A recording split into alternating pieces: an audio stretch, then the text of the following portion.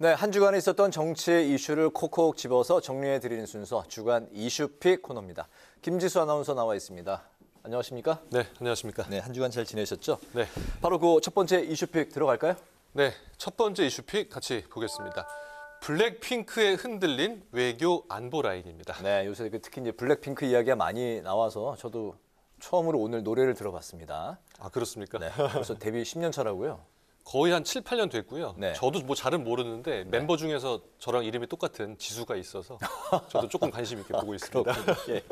자, 본격적으로 이야기 들어가 볼까요? 네, 지금 대통령실이 2실로 구성되어 있지 않습니까? 네.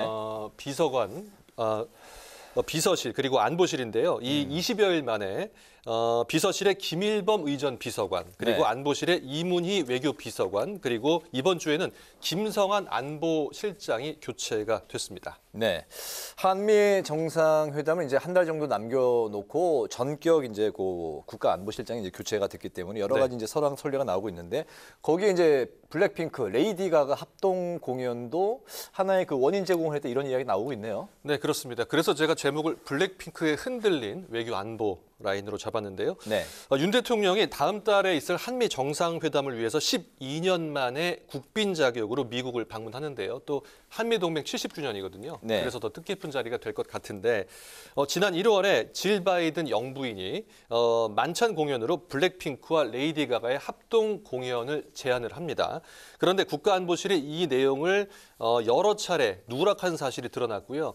이를 뒤늦게 한 윤 대통령이 경로했고 결국 김성한 실장이 자진 사퇴 형식으로 물러났지만 사실상 뭐 경질이다 이런 평가가 나오고 있습니다. 뭐 한편 대통령실은 이 합동 공연이 뭐 방미 행사 일정에는 없다고 이렇게 오늘 공식적으로 밝힌 상태입니다. 네, 보고 누락이 이제 뭐 그 어느 뭐 그 단체든 간에 상사한테 누락을 했을 경우 이게 뭐 간단한 문제는 아니지만 그렇다고 해서 이게 그 한미 정상회담을 이제 코앞에 두고서 국가안보실장을 전격 교체한다는 거는 이제 굉장히 요 자체만으로는 좀 무리가 있는 거 아니냐. 그렇기 때문에 다른 이유가 있는 게 아니냐. 좀 이런 그 의혹들이 또 나오고 있어요. 그렇습니다. 그런 얘기들이 들리고 있는데요. 이 김성한 전 안보실장과 김태효 안보실 1차장입니다. 네. 1차장 사이에 정책 추진 과정에서 좀 갈등이 있었다. 이런 얘기들이 있던 것으로 알려졌는데요. 특히 한일 회담 추진 과정에서 이 김 전 실장은 한일 문제가 사실 민감하지 않습니까? 그래서 신중론을 폈고 이 김 차장은 선제적 양보에 힘을 실은 것으로 그렇게 전해지고 있습니다. 네. 이처럼 두 사람의 정책 철학이 달랐던 데다 안보실 내부는 물론 이 비서실 내부에서도 이 정보 공유가 제대로 안 되는 문제가 있었다. 이런 분석들이 지금 나오고 있습니다. 네, 속도전 스타일 또 이게 신중한 그런 스타일로 두 분의 스타일이 이제 또 이제 갈린다 그런 평가도 나오고 있는데 네. 어쨌든 그 외교 안보 라인의 그 전격 교체 이번 그 사태를 바라보고 있는 여야 시각이 이제 지금 많이 차이가 있죠. 그렇습니다. 민주당은 정말 이 블랙핑크와 레이디 가가의 합동 공연 때문에 이 합동 공연 보고를 누락한 것 때문에 외교 비서관을 내쫓고 안보실장이 사퇴하나. 대한민국 대통령 안보실이 이토록 허접한 곳이 됐냐며 비판을 했고요. 대통령실의 권력 다툼으로 김 전 실장이 물러난 것 아니냐며 이 사퇴 경위도 밝혀야 한다고 주장을 한 상태입니다. 하지만 국민의힘은 갑작스러운 교체라면서도 이 대통령이 읍참마속의 심정으로 인사 결정을 한 것이다. 즉 한미 정상회담이라는 어떤 중요한 일정을 앞두고 내린 국정 운영을 위한 결단이다. 이렇게 분석을 하고 있습니다.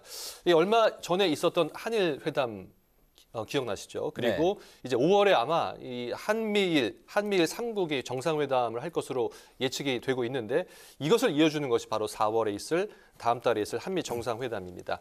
이렇게 한 달 남겨놓고 실무 협상을 했던 책임자가 교체가 되면서 이 논란은 계속되고 있습니다. 네, 어쨌든 뭐 한미 정상회담은 차질 없이 잘 진행이 돼야 되는 것만큼은 이제 분명한 사실인 것 같습니다. 네. 자, 이제 첫 번째 이슈픽 살펴봤고 이제 두 번째 이슈픽도 들어가 보죠. 어떤 내용인가요?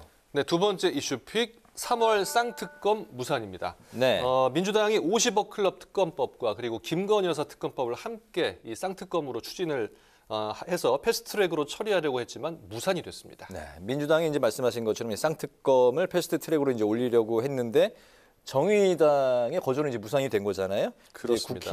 국민의힘과 바로 이제 그 협상에 들어가서 이제 진행을 시켰는데 그 어떤 상황이었는지부터 좀 들어볼까요? 네, 민주당이 169석이잖아요. 네. 그래서 이제 패스트트랙으로 처리를 하려면 이제 180석이 필요한 상황이라 이 정의당의 협조는 필수입니다. 그래서 뭐 정의당이 캐스팅 보트 역할을 하고 있다 이렇게 볼 수 있는데요. 네. 정의당의 입장을 보면 이 패스트트랙으로 법안이 통과되려면 최장 이 8개월이 걸린다. 따라서 국민의힘을 설득하고 법사위에서 절차대로 처리하는 것이 빠르다. 즉 절차적 정당성을 얻어야 한다. 이런 입장이었습니다. 이에 따라서 정의당, 이 민주당의 이 패스트트랙 지정안을 사실상 거절하고 법사위에서 우선 처리하겠다는 입장을 밝혔었고요. 여기에 이제 말씀하신 대로 국민의힘이 정의당의 손을 들어주면서 어제 오전에 이제 50억 클럽 특검법만 법사위에 상정이 됐고요. 이에 따라서 이 쌍특검을 패스트트랙으로 지정하려던 민주당의 계획에 제동이 걸린 겁니다. 네, 정의당 입장은 이제 패스트 트랙을 쓰면 오히려 이제 8개월 이상 걸린다. 그래서 이제 뭐 이게 좀 슬로우 트랙이 아니냐 이런 이야기도 이제 나오고 있는데, 네. 어쨌든 그 법사위에서 50억 클럽 특검법이 좀 어떻게 잘 진행이 될 것 같습니까? 어떻게 보세요? 쉽지는 않은 상황인데요. 이 특검법 어제 이제 상정된 특검법이 이제 3가지입니다. 네. 의원 3명이 각각 이제 발의한 법안들인데 먼저 특검 후보자를 어느 당이 추천할지부터가 지금 문제입니다. 국민의힘은 대장동 사건의 핵심 피의자가 민주당 이재명 대표인데 네. 민주당이 특검을 추천하고 임명하겠다는 것은 후한무치하다며 비판을 하고 있는 상황이고요. 민주당은 이 법사위에서 법안이 다음 주까지 처리가 되지 않으면 50억 클럽은 물론 원래 이제 함께 처리하려고 했던 김건희 여사 특검법까지 묶어서 패스트트랙으로 지정하겠다는 입장이라 뭐 좀 지켜봐야 될 것 같습니다. 네, 알겠습니다. 자, 마지막 그 세 번째 이슈픽 가볼까요? 네, 3번째 이슈픽 보겠습니다. 체포 동의안 달라진 결과입니다. 네, 여야 간에 이제 체포 동의안에 이제 표결을 두고서 그 서로 이렇게 달랐던 결과. 그렇습니다. 예. 뭐 한 달여 만에 이제 2건의 체포 동의안이 올라왔다가 한 건은 부결, 한 건은 가결이 됐는데요. 네. 어제 본회의에서 이제 하영재 국민의힘 의원의 체포 동의안이 가결되면서 이재명 대표 체포 동의안 부결되지 않았습니까? 네. 달라진 결과가 나왔습니다. 네, 말씀하신 대로 이제 민주당 이재명 대표가 이제 한 달 전에 이제 부결이 됐었고, 네. 어제 하영재 의원은 이제 체포 동의안이 가결이 됐습니다. 그렇죠? 네. 하영재 의원이 이제 정치자금법 위반 혐의로 구속영장이 청구됐었는데요. 어제 본회의에서 무기명 투표를 한 결과 재석 의원 281명, 281명 중 찬성이 160표, 반대가 99표, 그리고 네. 기권이 22표로 가결됐습니다.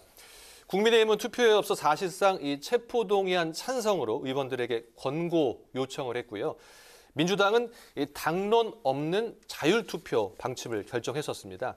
결국 가결 방침을 세운 국민의힘에서 이탈표가 없었다고 가정을 한다면 최소 50명 이상의 민주당 의원이 찬성표를 던진 것으로 추산이 되는데요. 이로써 21대 국회에 제출된 현직 국회의원에 대한 체포동의안이 6건이었는데 네. 4건이 가결됐습니다. 정정순 의원, 이상직 의원, 정찬민 의원에 이어서 이번에 하영재 의원까지 4건의 체포동의안이 가결이 된 겁니다. 21대 국회에서 체포 동의안이 6건이었고 그중에 이제 4건이 어제 건까지 포함해서 이제 가결이 됐다. 네. 그 여야가 이제 서로 이제 그 쟁점을 두고 서로 이제 그 다투고 있는 상황에서 국민의힘은 어제 체포한 동의 결과를 놓고 이제 대야 공세에 집중하고 있고 민주당은 대일 외교 비판을 또 이제 이어가고 있는 그런 형국이네요. 네, 그렇습니다. 여야가 지금 다른 입장들을 보이고 있는데요.